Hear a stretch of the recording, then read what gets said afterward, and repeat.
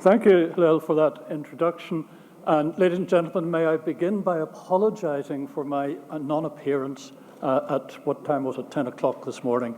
I had been originally intended to fly in before today, but there were some rather unusual things happening in our house on Monday, and it became clear on Friday of last week that I would have to be in London yesterday, which brought me rather belatedly to this podium this afternoon. Now, this year is the 70th anniversary of the establishment of the Commission of Human Rights and the anniversary of the reformed Human Rights Council. And this body, the two bodies, have been the principal way in which the United Nations addresses human rights issues. And as we are dealing with the 70th and the 10th anniversary of the formation of them, I think it's probably appropriate to look at their performance. In looking at how one should assess that performance, I think it's probably good to start with the principles set out by the then United Nations Secretary General Kofi Annan as being the core failings and the core objectives of this council. In terms of the original commission, Kofi said that the problems were that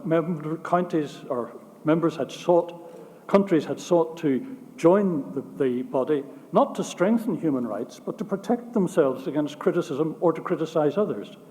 He said further that the commission was overly politicized and too selective in its work, and it suffered from declining professionalism and a credibility deficit. Now, in forming this new body of the Human Rights Council, formed in 2006, the United Nations committed themselves to forming a body of members committed to, quote, uphold the highest standards in the promotion and protection of human rights, that those committing gross and systematic violations of human rights could have their membership suspended, that the Council would, in its regular work, quote, address situations of violations of human rights, including gross and systematic violations, and what was thought to be, or intended to be, a powerful tool was the provision that 1/3 of the members, which would then be only 16 countries, could convene urgent sessions. And it was hoped that the Council's work would be, quote, guided by, quote, universality, impartiality, objectivity, and non-selectivity. So, 10 years later. Looking at the way in which it operated over the last 10 years, sadly, some consider that the Council membership has never been worse in terms of its makeup. Now, for assessing that makeup, I'm going to refer to the standards set out by Freedom House in their categorization of countries as being free and unfree.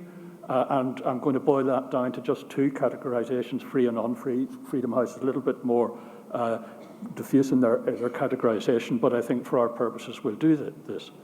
And looking at the period for which records are easily available, which is from 2000 to 2016, and looking at the 47-member Human Rights Council, we see that in those 17 years, there was a clear majority of unfree countries on the Council, and there were only 3 years in which free countries constituted a majority on the Council. Now, that has a very significant impact on the way in which the Council operates and how it assesses these matters.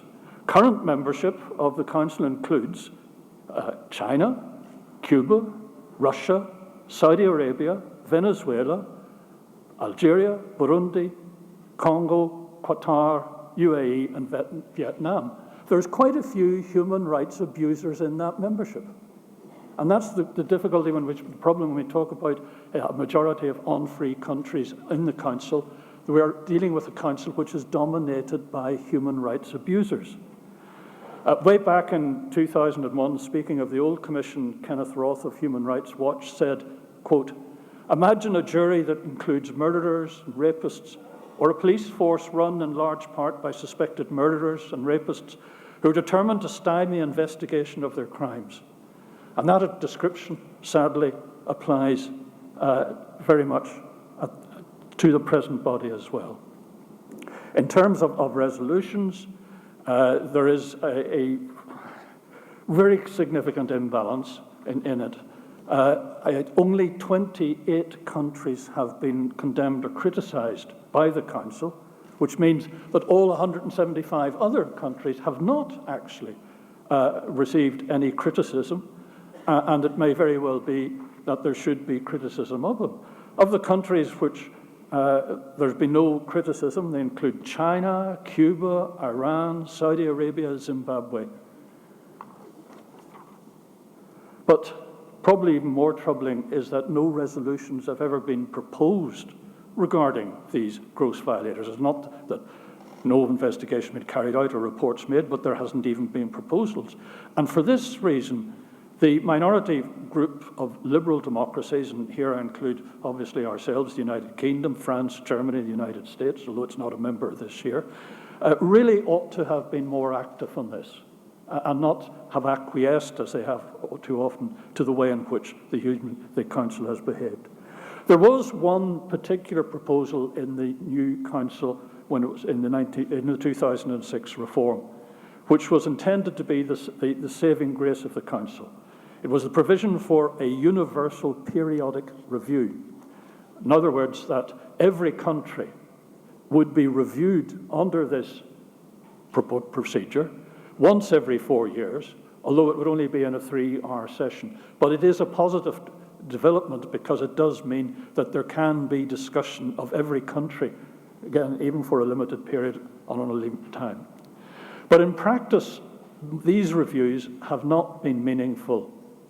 During one session in 2009, Libya used the procedure to praise Cuba, quote, for promoting freedom of thought and expression, while China, in the same session, praised Saudi Arabia for its record on human rights. Yeah, think about it. I'll come back to that in a moment. In 2013, again, just to demonstrate it, China again used the periodic review to praise Saudi Arabia. The next day, Saudi Arabia praised China for its progress in ethnic minority regions at the political, cultural, and social and economic levels. Now, the way in which you see that going round, Saudi Arabia praises China, and then China praises Saudi Arabia, shows the sort of scratched-back procedure that goes on in that. But what really actually appalled me when I looked at this, is I'm going back to the 2009 session when China praised Saudi Arabia for its record on human rights. That was done in a formal proceeding of the United Nations, open to the public, and it was done, it should have been done on a serious basis. Could the persons who praised Saudi Arabia for their record on human rights, could they actually really believe what they said? I don't believe that could be the case.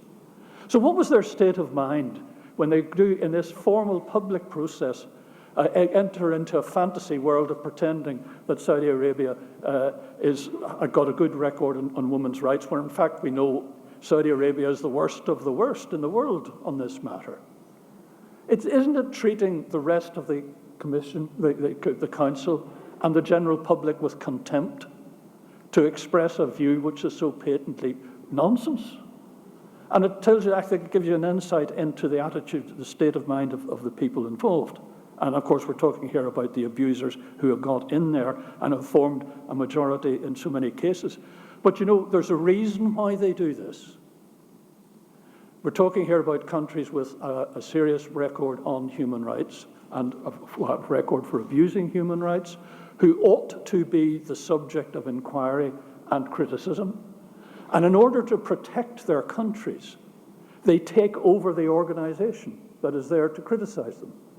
And this I think is done very deliberately and quite cynically, so that they can then protect their country, keep it free from criticism. Of course, they have to do something. So they then have a short list of countries that they regularly criticize, and then they can show that they have been doing something with regard to their remit, but of course they're avoiding their remit completely. So we've got a council which, while it has this universal periodic review, which ought to be effective, it has now become a mutual praise society. But there are two other problems that I want to mention, and I'll try and do so briefly. One is the question of the people who are appointed as special rapporteurs for the council.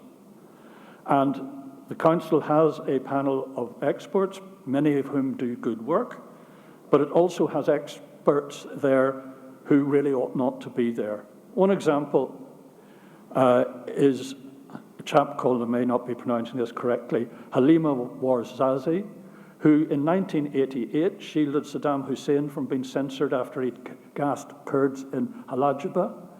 Jean Ziegler, who co-founded the Muammar Gaddafi International Prize for Human Rights, and Miguel Descoto Brockman, who's embraced the murderous rulers of Iran and Sudan. Last year, the council appointed Idris Jaziri as one of its human rights monitors, despite the fact that he's the same man who, as Algerian ambassador, personally headed a major campaign to muzzle the council's human rights monitors by imposing a so-called code of conduct. These people ought not to be involved in this. These people ought not to be able to manipulate the process. There's another manipulation which is quite harmful also. There is in New York a 19-member committee appointed by the United Nations Economic and Social Council, and this body is entitled to grant recognition to NGOs, to give them accreditation so that they can then participate in the proceedings, in council proceedings, and that's a very useful thing. UN Watch has got accreditation. Whether it would get accreditation now if it had to reapply is another matter, but it certainly has accreditation, and this is a good thing. But these people in New York, I'm afraid, are also have a tendency to perverse verdicts and perverse approaches to it. And this was illustrated just recently, just a few weeks ago.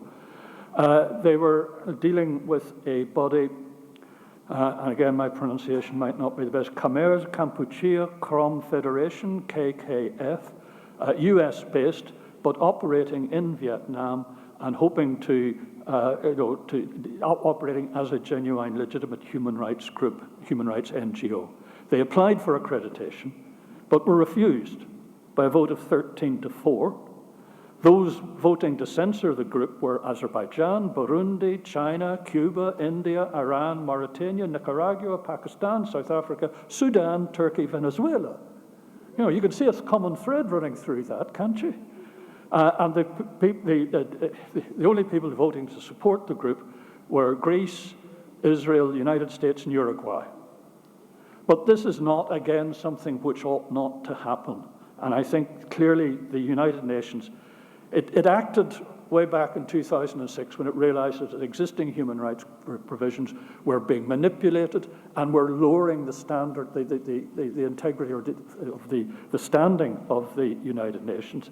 They must surely see that this is happening again, and it applies not just to the Council, but to this panel that I've mentioned and this group here. They really ought to be, as it were, under study in this matter, and they need to the UN needs to take action on this. We too have a responsibility. The United Nations' own standards are being breached. And the criticisms that Kofi Annan made in 2005 are still valid today.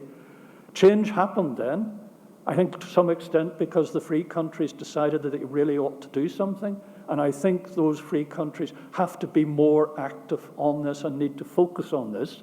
How you solve a problem that's got, where the United Nations has a majority of countries that are not free, how you solve the problem in that context, I'm not sure. But that's not an excuse for not taking action. And I think we should all use what channels are available to us to persuade our governments to do more. Thank you.